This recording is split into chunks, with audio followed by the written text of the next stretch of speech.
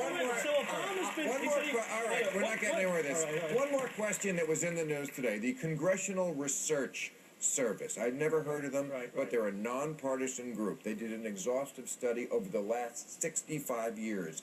They said tax breaks for the upper 1%, the rich people, don't create jobs and do not stimulate the economy. And then when the Republicans heard this, they said, okay, facts are facts. They conceded their economic model was wrong, and they decided to work with Obama. Of course, I'm joking. They said no, and they fucking killed the study. That's what they do. They wouldn't release it. The problem with the study, though, is that the guy who had conducted the study was a professed Democrat, has donated to Democratic candidates, and here's the problem. It wasn't a peer-reviewed article. It wasn't actually a scholarly article that was peer-reviewed and met the standards of the Congressional Research Service to the day and all the other academic studies that they put up on the web. So you're saying it's suspect. The politics are suspect. So here, this is always the answer. Why did they take it down then? Why did they take it down? Because Mitch McConnell made them take it down. Or maybe it was but Mitch McConnell's not in control of the Senate. I remember Harry Reid's in control of the Senate. I remember when Democrats have a majority. This fact keeps getting forgotten about. That Obama had 2 years with both houses. When arguments would end when one side was. When you were right.